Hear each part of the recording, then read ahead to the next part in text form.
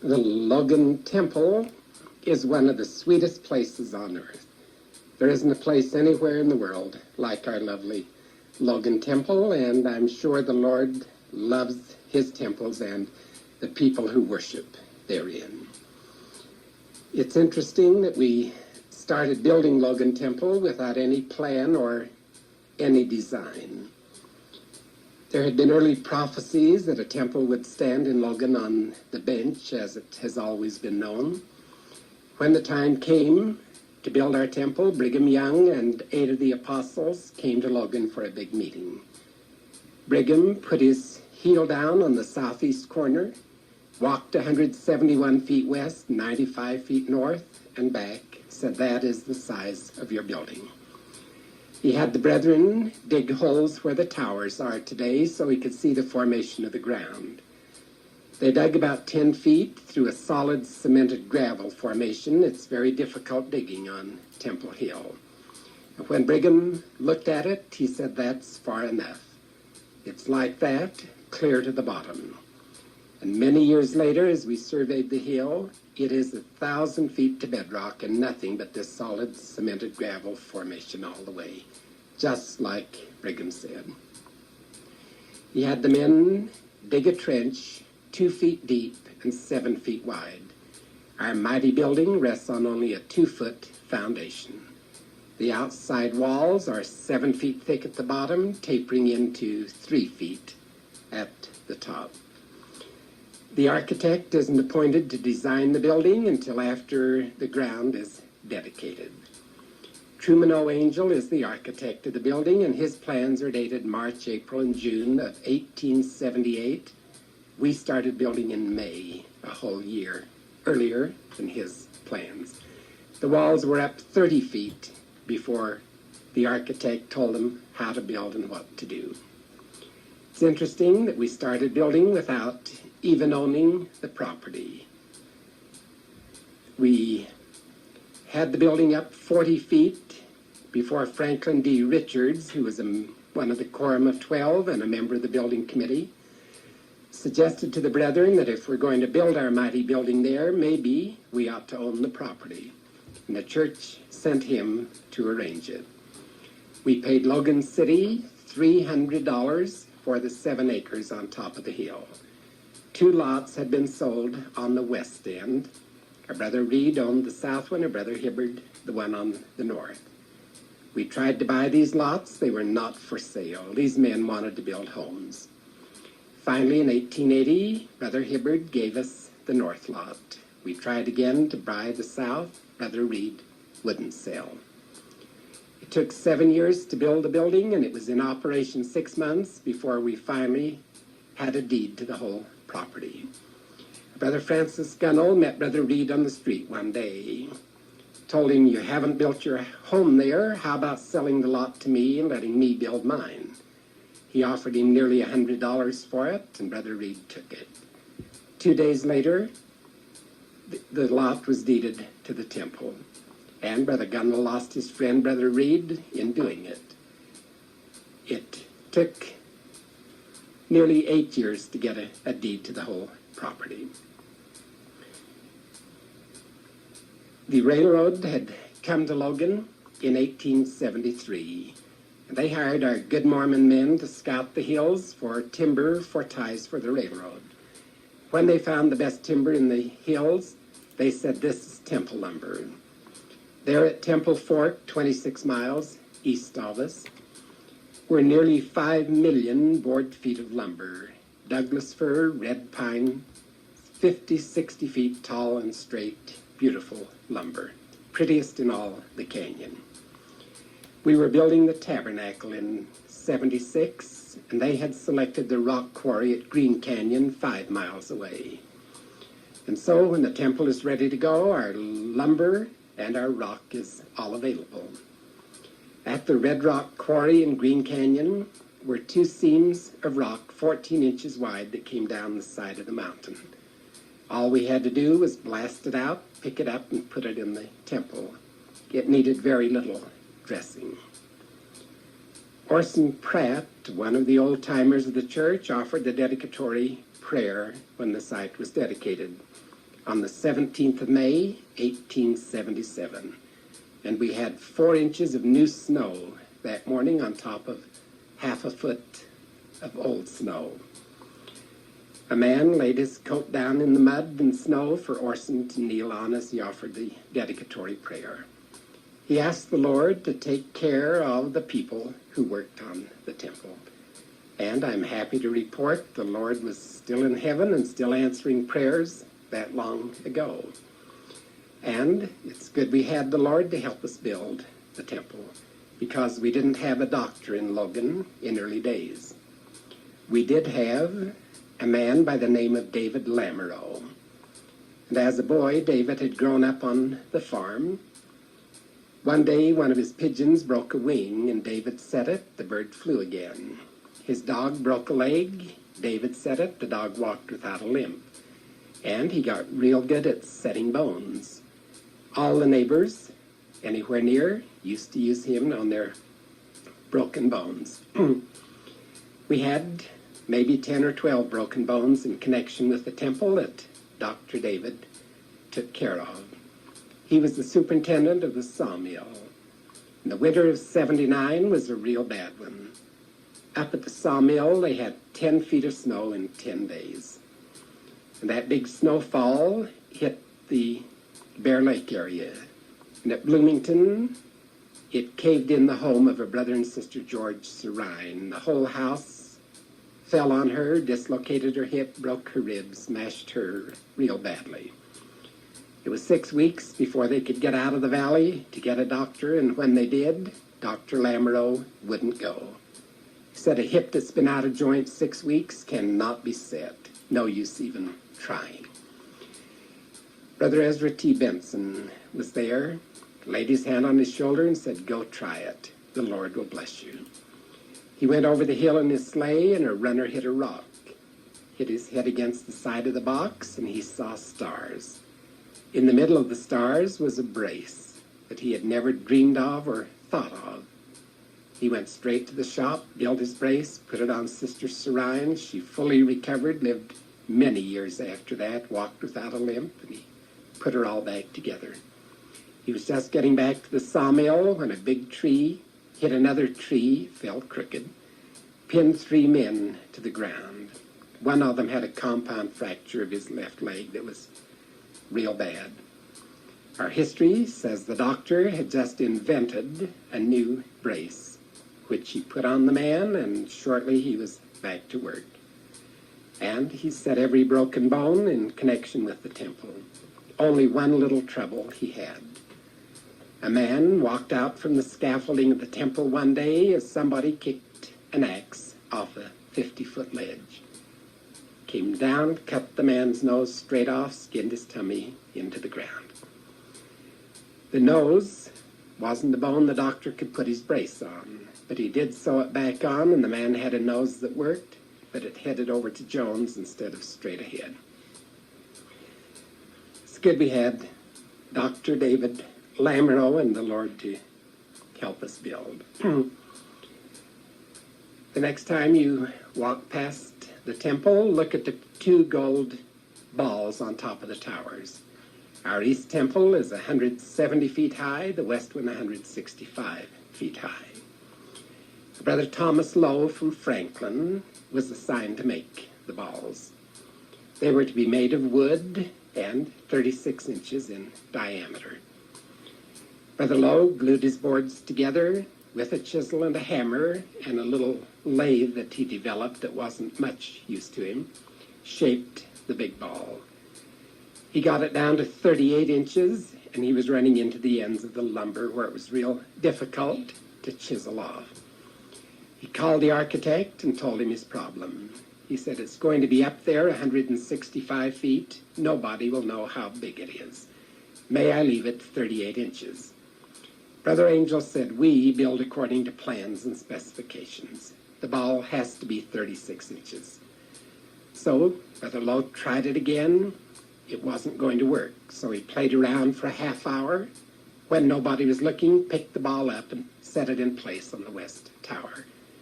He came down, found the architect, and told him, I finally finished my job. How does it look now? And Brother Angel said, perfect. Always pays to build like the architect says. And Brother Lowe couldn't keep a straight face knowing that it wasn't.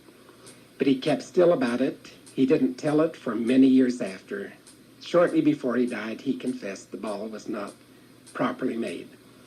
But when he made the east ball, he cut his planks 2 inches shorter and the ball shaped to 36 inches. The next time you go by, see if you can tell which is the big ball, which is the little. My eye doesn't tell me. The ball sets down over a peg to hold it solid in place. And Brother Lowe had the ball in his arms, reached up over to set it over the peg, and his foot slipped. He came off the top of that 170-foot tower. Luckily, he caught by his fingertips as he went down, dangling in midair, hanging by his fingertips. He screamed bloody murder and prayed mightily and took the men at least 20 minutes to get ladders up to him to get him down.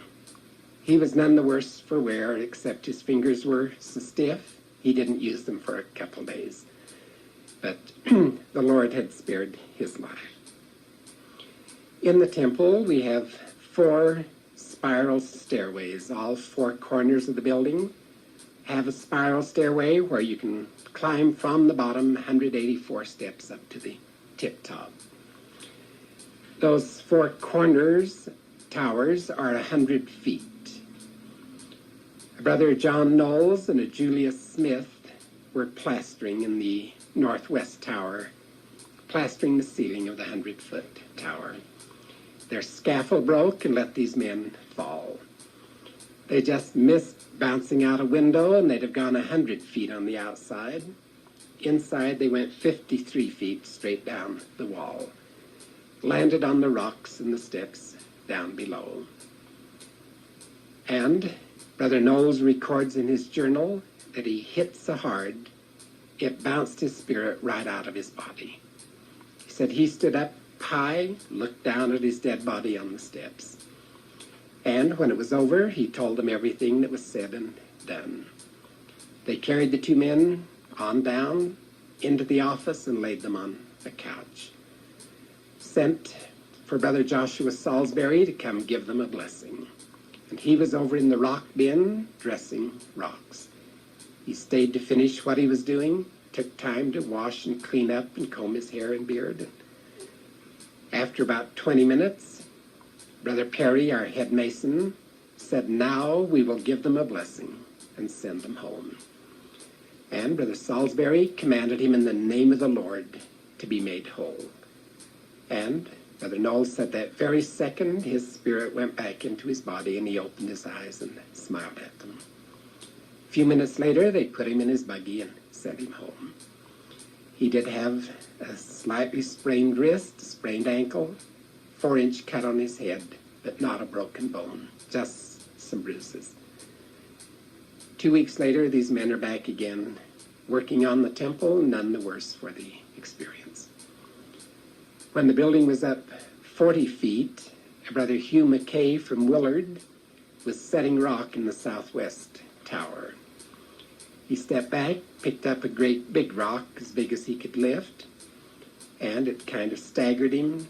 He stepped backwards a foot too far and went off the scaffold.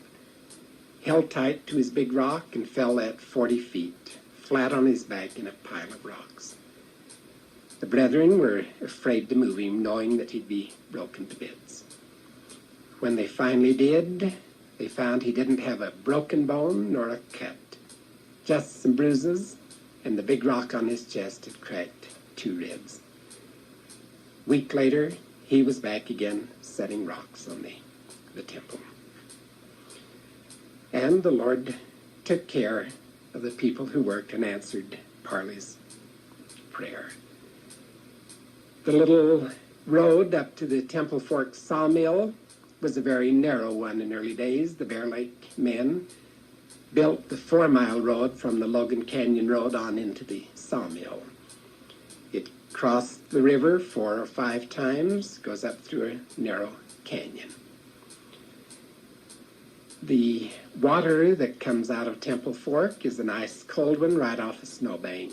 We put a thermometer in it one day and it's 40 degrees, ice cold. They always warn the drivers to stay away from the river. The bank is narrow and steep in places.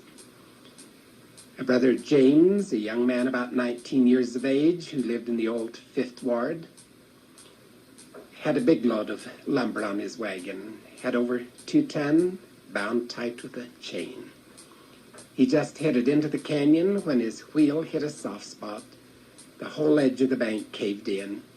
That dropped his wagon wheel, and his whole wagon flipped upside down on top of him, with Brother James on the bottom of the river, 2 ton of lumber in his wagon on top of him. The brethren at the mill saw the accident. It took them a half hour to break the binding, pull the lumber off. They laid him out on the bank and put a blanket over him, told one of the boys to get on a horse and come down and tell his family what had happened to him. Before the boy could get the bridle on, the blanket began to move and Brother James sat up. He'd been underwater for 30 minutes, and evidently it had knocked his wind out as he went over. He hadn't breathed. He didn't have a drop of water on his lungs. Took him about an hour to thaw out. As soon as he got warmed up, he loaded his wagon up and brought it onto the temple and went on hauling. 3 or 4 months later, he was called on a mission to England. He'd never been to the ocean before, and his first day in the mission field, he went swimming. And while he was a good swimmer, he went out too far. The undertow caught him and took him out to sea. He was drowned on his first day in the mission field. But on his temple mission, the Lord had preserved his life as Orson Pratt had asked to have done. Our temple dedication took place on a Saturday, the 17th of May, 1884, 7 years to the day we began building it. Brigham Young had died, and our temple is a prettier one because of Brigham Young. Brigham went to dedicate the St. George Temple in April of 77, and as he rode into town and looked at the temple, he shook his head and didn't like it. He said, that tower has to come off. It won't do. They had built a short, fat, squat tower, not very pretty. And when he told the architect, he was told the building is finished. We dedicate it tomorrow. It's too late to change it. Brigham dedicated the building. 3 days later, as he left St. George, he stopped and looked at the tower. And again, he said, it has to go. And he came to Logan for our dedication of the grounds and then died in August. He hadn't been dead but 2 or 3 months, just in time to settle things in heaven, when he arranged for an electrical storm that hit St. George. Lightning struck that tower, burned it off right to the square, without even charring a board under it. And as soon as Truman Angell knew what Brigham had done to St. George, he redesigned our towers. Ours were to have been 153 feet and 143 feet short towers. He put them up to 170, 165 feet, tall and stately and pretty like they are today. That morning of dedication, John Taylor, who had become president of the church, was standing at the pulpit in the big room upstairs. We had opened the 4 spiral stairways, and they all lead to a big assembly room on the 4th floor of the temple. 2,000 people were gathering for the dedication. President Taylor turned to Brother Card, our stake president, said, Brother Card, the lady coming through that door should not be here. Will you take her out, please? And Brother Card stopped to argue about it. He said she had to have a recommend. She had to present it at the door, and surely she's all right. And the president said, I know not, but the Spirit tells me she is not worthy. So Brother Card followed the lady asked to see her recommend, and she had a good recommend, properly signed, everything in order. But as he talked to her for a minute, he could tell she was not a Mormon. She didn't know the answers to his questions. He invited her out and asked how a non-Mormon got a recommend to the Mormon temple. She said her next-door neighbors were Jack Mormons. The bishop thought if he could get this couple into the temple, they'd come back to church and be active and be better saints. He had given them recommends to go to the dedication. The lady wanted to go, the man didn't care, and when he met his neighbor, he asked her how she would like to go, and she would. He said, "I'm not going to use my recommend. I'll sell it to you for $1. She had $1 and bought her recommend. And it almost worked until the Lord spotted her and set her out. Isn't it interesting how a prophet could look at 2,000 people and pick out one of them and say, "You don't belong here"? He had the inspiration of the Lord. And as far as we know, people getting into the temple have had recommends. We did leave a window open one night. A teenage boy climbed in. Our night watchman heard him, chased him upstairs, and brought him down. I don't think he had a recommend. We had a fire in the temple. December 4th, 1917. We called the fire department. And before they'd let the men in to fight the fire, they checked every recommend. And 2 of the men had left their recommends at home. They had to go home and get a recommend to get in to fight the fire. And it had a good start. Took them 5.5 hours to put it out. It did a lot of damage. Burned some of our beautiful murals and furnishings, furniture in the temple. People coming to the temple have recommends, and I hope they use them often. Many interesting people helped build our temple. Some of them were our Indian friends. After the Battle of Bear River and we had conquered the Indians, we put them on a reservation over at Washakie, over toward Malad. And during the construction, we had 15 or 20 Indians who worked on the temple all the time. One of those interesting men was Hunibabetsi. He was an elderly Indian, and they said a very spiritual one. He was always the first one to kneel down and pray, morning, noon, night, any hour of the day. If he was setting rock and the rock wouldn't sit just right, he'd kneel down and ask the Lord to help him and then get up and put it in place right. Every time.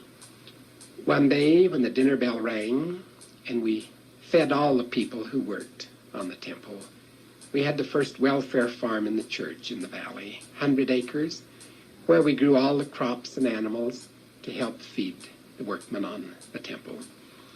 The dinner bell rang this day. The men had 5 minutes to get to dinner.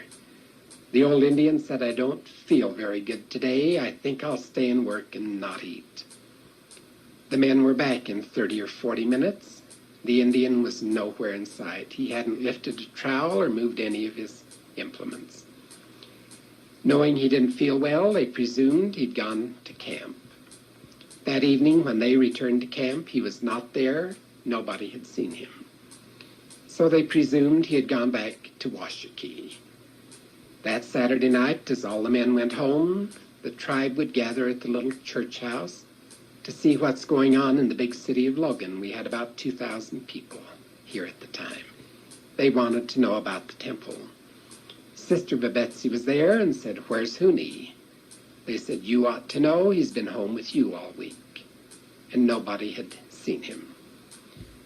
They formed a posse, came back, hunted all the piles of lumber and rock on Temple Square, through the temple, through the sawmills, the quarries. They dragged Logan River, hunted through the west fields, and to this day nobody knows what became of the old Indian. And the legend grew that he was such a righteous man that he had been translated and taken to heaven. They never did find his clothes, his body, his bones, and nobody knows what became of him. It'll be interesting to talk to Hunibabetsi someday. see how he got to heaven. The workman on the temple said the Lord took him home. We built the temple in polygamy days. And the lawmen loved to hide out in the bushes down west or wherever and pick up our polygamous men as they came or went to the temple. Our first president was Mariner W. Merrill. He had 7 wives and 46 children living at Richmond. Brother Samuel Ross Kelly, our recorder, had 6 wives, 30 children living at Smithfield. And a number of our good brethren were polygamous. And since the lawmen were waiting for them, these men lived in the temple weeks and even months at a time without going out, knowing they would be picked up. And if they were, they spent 6 months, a year, or a couple of years in jail, depending on how many wives and children they had. President Merrill had a bedroom in the 2nd floor of the West Tower. One of our interesting finds during remodeling was to find the old polygamy hideout. It isn't mentioned in any temple plan or any word about it in our temple history. As we dug for the new foundation, we uncovered a rocked-up room, about 10 by 12 with an 8-foot ceiling, and even the ceiling is made of rock. Out in the north parking lot where the big trucks and the cars have run over it. It's a wonder it never caved in. At first, we thought it was a cistern, but there were no pipes in or out, only a trap door to get into it. And we think this is where our polygamous men hid out. There was a tunnel to get into it. One day, 2 of the deputy marshals rode their horses to the front door of the temple. Our brethren saw them coming, locked the door, and cleared out of sight. The deputies knocked long and loud until Brother Ross Kelly gave in and went out. And the deputy asked permission to see the polygamous records. We did polygamous marriages from 1884 to 1890 when the manifesto was signed. And Brother Ross Kelly merely told him, "I have no records to show you." And the deputy said, "We know you do. We know you're doing polygamy. We want to know who the men are." Brother Ross Kelly bid them good day, went in and locked the door. And the deputies didn't like it. They went straight to the telegraph office and wired for help. Our head United States Marshal for Utah was at Ogden. And the next day we had the marshal and all the deputies of northern Utah rode their horses up to the temple door. And the door was locked again, nobody in sight. This time the lawmen used their rifle butts and about took the door off. Brother Ross Kelly finally gave in and went out. The marshal demanded, in the name of the United States government, that the polygamy records be surrendered to him. And Brother Ross Kelly said, "I'm sorry, I have no records to give you." The marshal said, "This is an order from the United States government. Either you comply with it or we will burn the temple down. We'll destroy your whole building, but what we get our hands on those records." Brother Ross Kelly told them goodbye, went inside and prayed for the next 8 hours. Without stopping, he said, asking the Lord to protect Logan Temple and its records and its people. That evening, he went out, and they were always careful to go out under cover of darkness. He went out to visit one of his families. The next morning, he was up early, well before daylight, put on his raggediest old clothes, an axe on his shoulder, an old cap on his head, corncob pipe in his mouth, and went down the middle of the road toward the temple, whistling a tune. And out of the corner of an eye, he saw shadows. Knew it would be the deputies after him. He had a match in his hand, hurriedly lighted his corncob pipe, said, "Good morning, gentlemen," went on up the road whistling a tune. And evidently they presumed he was a logger going to the canyon to cut wood. They were after the Mormons, and the Mormons don't smoke corncob pipes, and he got away with it.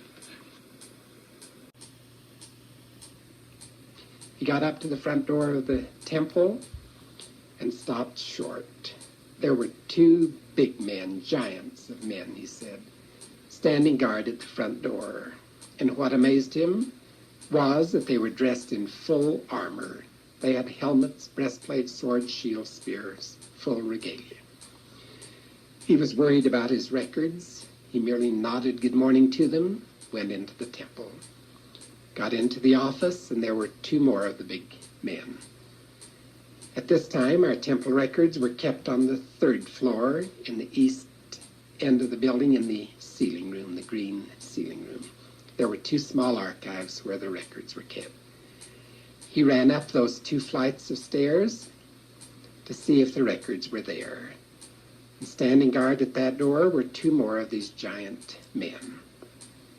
As soon as he looked and the records were safe, he came back to talk to them and asked who they were.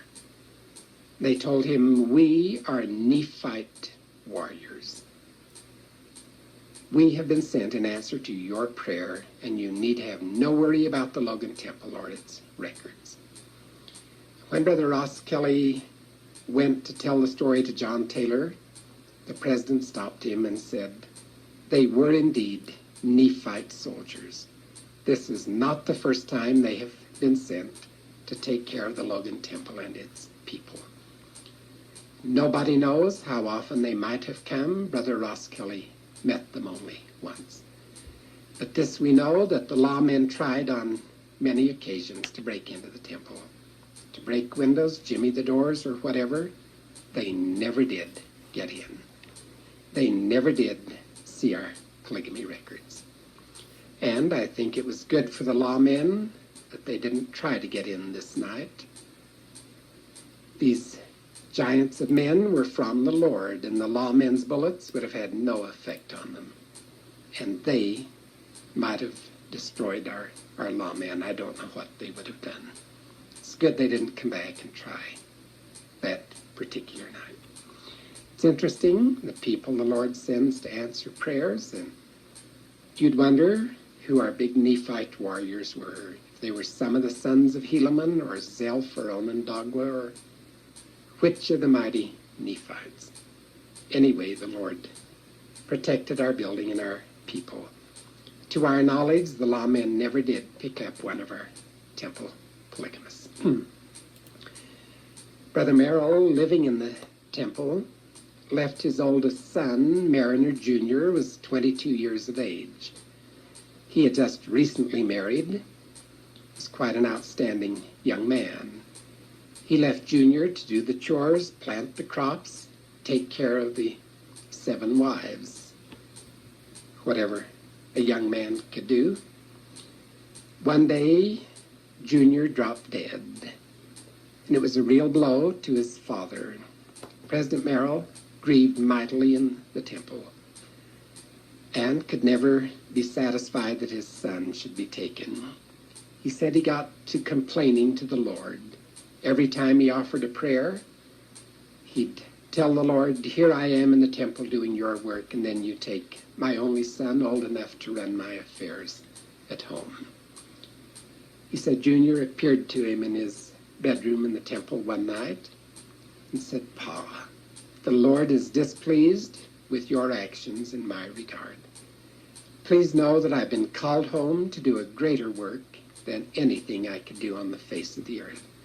I'm preaching the gospel to all the people you are doing temple work for." And that was a revelation to the president. Never once had he thought of preaching the gospel to the dead. And when he knew what Mariner Jr. was doing, he said it was a testimony to him that the Lord knew what needed doing and called the best man to go do the job. And he said he never complained to the Lord again in his life. Brother Merrill sat in his office one day and heard a great commotion outside. He stepped out to the window to see what was going on. And here came a great multitude of people from the west end up around the temple, on horseback, in buggies, majority of them on foot. And at this time, about 1893, The temple owned the whole block east of the temple. Our old rock horse barn is still there. We had sheds, corrals, barns, where you could put your hay up in our barn, then come to the temple in the winter, stable your horse, feed him your own hay. These people stabled their horses, corralled them, tied them up, and gathered out in front of the temple. The president said it was such a congregation that if he filled every room in the temple, it wouldn't begin to hold them. That large room held 2,000, 5 other rooms would hold 200 each. 50 other rooms in the temple would hold a big crowd. It must have been a lot of people. And he knew they were not Mormons. When you and I go to the temple, we carry our little suitcase and we head straight in. Wait, you don't write These people down didn't after have a conversation? suitcase. They were rather shabbily dressed and they were just milling around the front of the building. The president went out and asked who they were and why they had taken possession of the temple grounds. He said their leader stepped out and said, "I am Satan. I don't like what's being done in Logan Temple, and I brought my people to close it." And that was a bit of a shock to the president. He'd never run into the devil before. He wasn't right sure what to do with him. He finally told him, "This is the Lord's house. And you know that you or anybody else cannot stop the Lord's work. It makes no difference what you do, what you say. The Logan Temple stays open. The Lord's work goes on." Satan told him, "Then I'll take this congregation of people and scatter them throughout these valleys. If you won't close the temple, we will keep people from going." The president was a mighty man, big in stature, big in spirit. He was a member of the Quorum of 12, temple president, stake president, a big man. He used the authority and power of his priesthood and commanded Satan in the name of the Lord to depart from holy ground. He said within 4 or 5 minutes, there wasn't a man, woman, buggy, horse, anything in sight. They just faded off into thin air and were gone. And then for a period of about 12 years, we might have closed Logan Temple. We'll be doing more work in one day after we open than they did in a full year after Satan's visit. My grandfather Olsen lived on 4th North, about 3 blocks away. He said any day that he said out loud he was going to the temple, something happened to keep him away. One day he told the boys, "Tomorrow we'll finish grinding our molasses, and then I'd like to spend a week in the temple." The little mill had been running perfectly. They went back the next morning and the main wheel was off. And the more they repaired it, every moving part on the machine broke again and again. It took them 1 week to repair the mill to get it to grind 1 day's molasses. And he didn't get to the temple. Another morning when he was going, he got up to milk his cows and the corral gate was open. The cows were gone. Took him all day to find the cows in the west fields. Another day, the gate was open again and the horses were gone. Took him 2 days to find his horses up in the hills. He said any day that he said out loud he was going, something like that happened to keep him away. He soon learned to keep it to himself and not say it out loud. He'd get up, milk his cows, come in and set the bucket down and run, and then he could get there. And Satan knows about temples and what we do, and he'd love to keep you and me out of the temple. We have to learn to set our buckets down and run and leave Satan to tempt our neighbors or whoever will listen to him. Temple work was important enough that Satan himself came to Logan and tried to close us down. It didn't work. Our people were too faithful. We've gone on to do 26.5 million ordinances since Satan tried to stop us. Our Mormon saints are good people. This story goes back to Nauvoo. There, the prophet Joseph and the Lord selected 12 apostles for latter days. And among them was John F. Boynton, only 22 years of age, a brilliant young dentist, maybe the youngest of our apostles. John was there when the prophet taught temple work and when they baptized in the Mississippi River and whatever else went on. The prophet called the 12 in one day and talked polygamy to them. Told them, since you are the Lord's chosen, he expects you brethren to practice polygamy. Told them to go out and get them another spouse. Brother Boynton went home, talked it over with his wife, and they decided they didn't want another wife. So while the other brethren went romancing, John went home. Before long, the other brethren are back with their new wives. Brother Boynton was called in, had nothing to report. The prophet told him, go do it. He was finally called in 4 or 5 times, never did it, was finally disfellowshipped and then excommunicated for disobeying the prophet. He had 1 or 2 other little troubles to go with his disobedience. He went back to his home in Massachusetts. His sister, Olive Boynton, had married Jonathan Harriman Hale, Bishop of the 9th Ward in Nauvoo, and Jonathan and Olive are our great-grandparents. This is one of my family stories. The Hales headed west. Grandpa and Grandma died at winter quarters with the cholera. 3 brothers and a sister came on west and settled at Grantsville out by Tooele. In the late 1870s, Uncle John got word that the Mormons are building a temple in Logan, and that sparked his interest. He never did lose his testimony of the gospel. He was never rebaptized, but he did have 3 wives, 1 at a time. And when he heard about our temple, he went to and compiled a real unusual record of the Hale and Boynton families.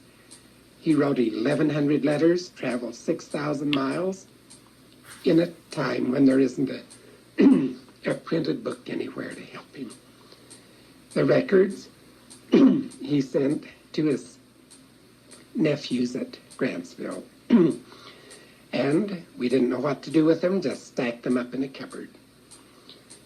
It was 350 miles to St. George. That temple is open. The Salt Lake Temple did not open until 93. When Logan opened in 84, our Hale family moved to Cache Valley. Here they hired Brother Samuel Roskelley to keep our records. From then until about 1903, he kept a steady stream of names going through the temple. One Sunday that fall, he brought the records back to our Grandpa Alma Hale. Said, Brother Hale, my eyesight is poor, my health is bad. I can't finish my records. And Grandpa didn't know what to do.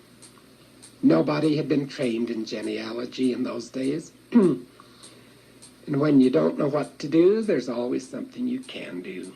You can fast and pray.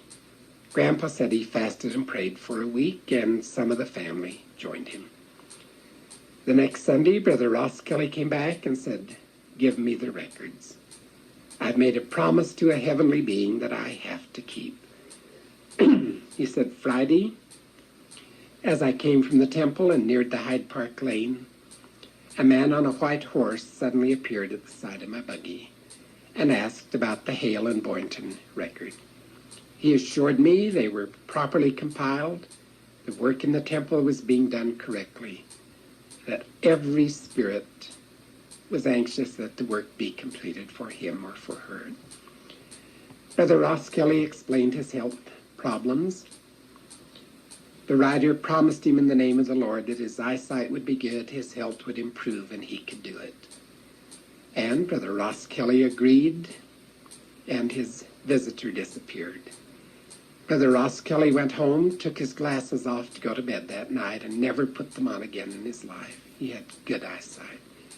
He woke up the next morning feeling like a young man. His aches and pains were gone, and he ran and did what he wanted. And as he described his visitor on the horse, Grandpa Alma Hale said, why, that was my father. That was Jonathan Harriman Hale, Bishop of Nauvoo. Took Brother Ross Kelly about 2 years to finish the record. 1 week in the fall of that year, we had a Hale reunion in the temple. We completed the last baptism, endowment, and then the last sealing on the Friday afternoon. That night, as Brother Merrill returned home to Richmond, as he'd get to Smithfield and before the homes blocked his view of the temple, he would turn and tell the temple goodbye. This night, as he did, he said his heart jumped almost out of him. The temple was on fire, and he didn't know what to do. By the time he could drive his horse and buggy back, the temple could burn down and he wouldn't be much use.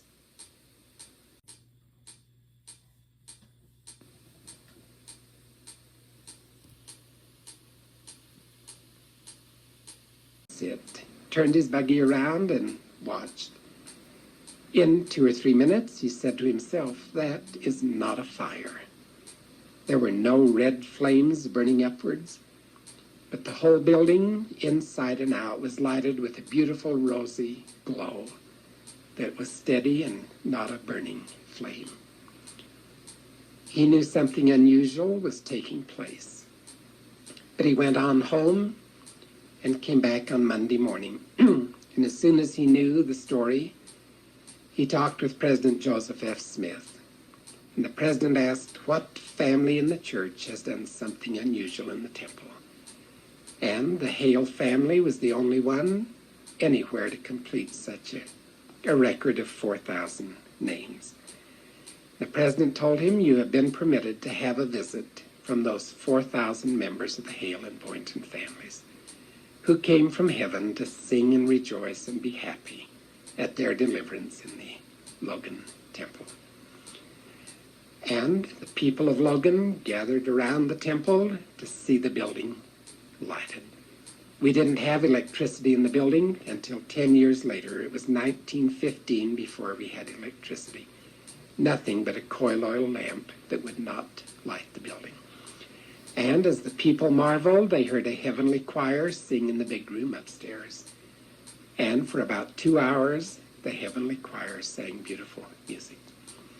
It happened again on the Saturday night, 2 nights in a row. The building was lighted, and the heavenly choir sang. There are quite a few people who have been privileged to hear the heavenly choir sing in our temple. Some few spiritual people have been permitted to visit and meet the person they were doing temple work for. President John Taylor, that day of dedication, talking to 2,000 people, said, "If your eyes could behold as mine have today, you would have seen tens of thousands of spirits from the other world who have come to be with us today to sing and rejoice and be happy." He said, "Every spirit in heaven knows the value of a temple. Today they all know that Logan is being dedicated, and tens of thousands of them have come to be with us. The 3 most important visitors today are Jesus Christ himself, Joseph Smith, and Brigham Young. Many sweet and wonderful people have been to our lovely temple." Brother Melvin J. Ballard had a very special testimony and experience in our temple. He was sitting there as a witness for baptisms one day. And the witness doesn't have too much to do. They watch to see that your toe doesn't come up and your head does go down. And his mind got to wandering. He said he thanked the Lord for temples and what we were doing, but he wondered why we were doing it. Why do we do work for the dead? How do they know we're doing it? How does the message get from here to heaven? And his mind went on, he said. All at once, a vision opened to him, and he saw a multitude of people in the east end of our font room. And then, one by one, as each name was baptized for, one of these persons climbed a stairway over the font into the west end of the room. And Brother Ballard bore testimony all over the church that the work we do in the temples is accepted, that the person himself or herself is permitted to come and be here. And he said, you never saw such happy people in all your life. We baptized 1,000 people that day. Every one of them was here. Brother Ballard witnessed their acceptance of the baptism, and they were happy people. Brother Ballard bore that testimony all over the church, along with his other vision of the Savior and other manifestations he had had. Brother Ballard's father was Henry Ballard, Bishop of our Logan 2nd Ward. Brother Ballard took a big part in building our Logan Temple. Dedication on Saturday, and on Sunday morning about 8 o'clock, he was writing recommends for members of his ward to go to the 10 o'clock dedication ceremony. His little daughter Ellen, 8 years of age, came running into the house with a newspaper to give to her father. And Mama Ballard stopped her, said, leave it with me and I'll give it to Daddy as soon as he's through. And Ellen wouldn't. She said, the men told me to give it to Daddy and nobody else. So Mama let her take it in. And as soon as Brother Ballard looked at his paper, he called Ellen. She described the two men who came walking down First North, and the old Ballard home is still there on 3rd West today. The men gave her the paper, told her what to do with it. Brother Ballard jumped on his horse. His neighbors joined him. They scoured the streets of Logan trying to find the men. But nobody had seen a person answering Ellen's description.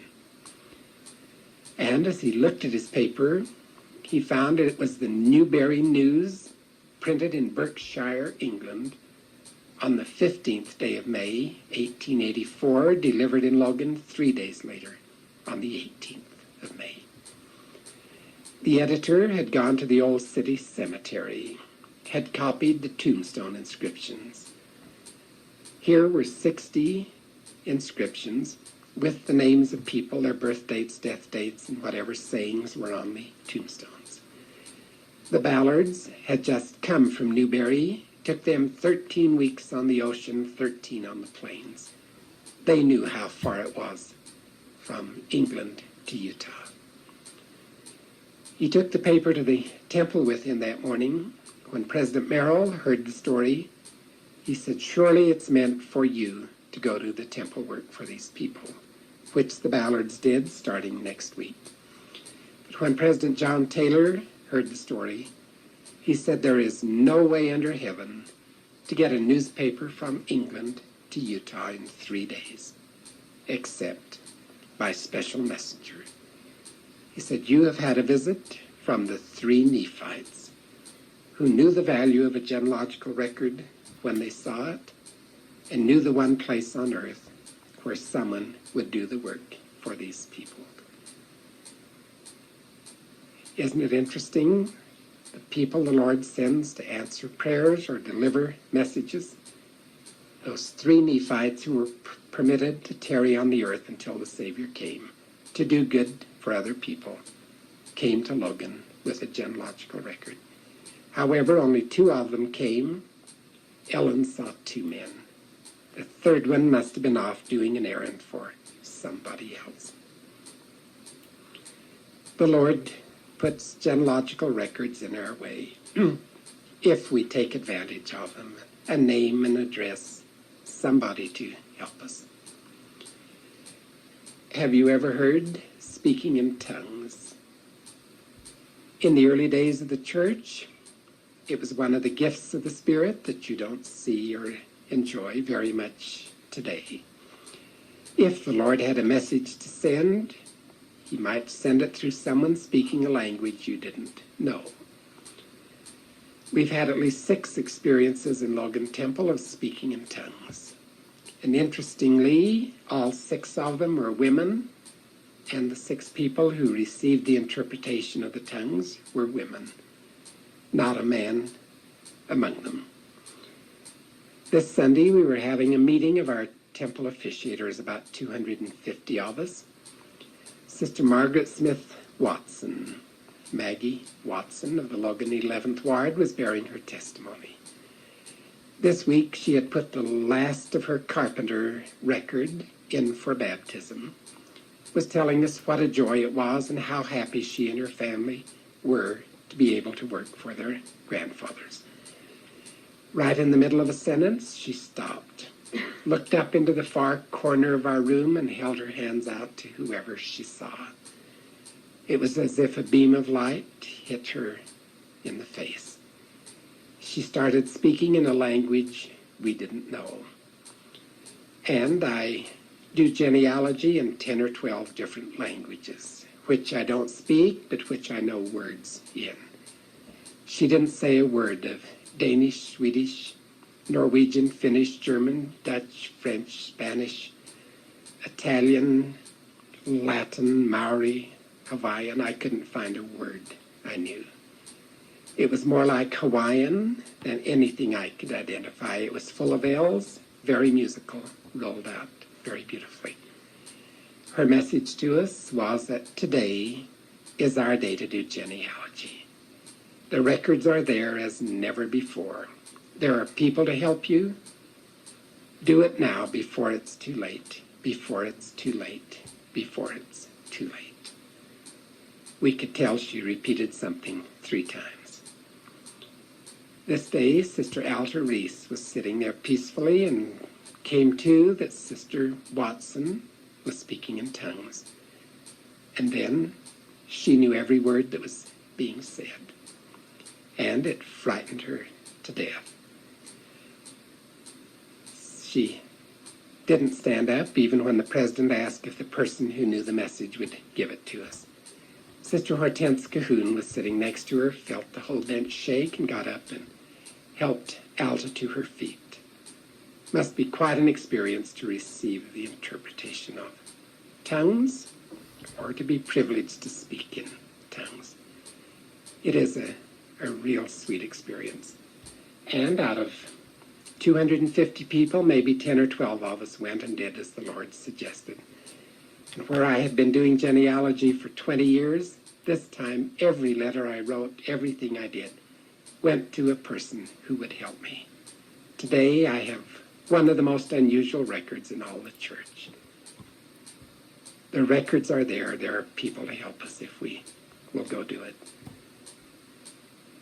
It's been our privilege to travel to 21 countries of the world, to do genealogy and also as a tourist.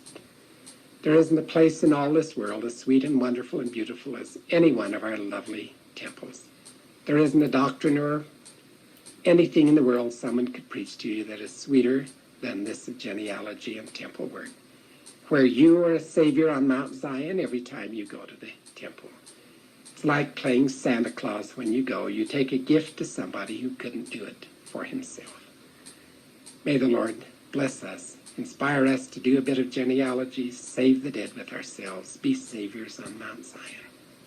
I pray in the name of Jesus Christ. Amen.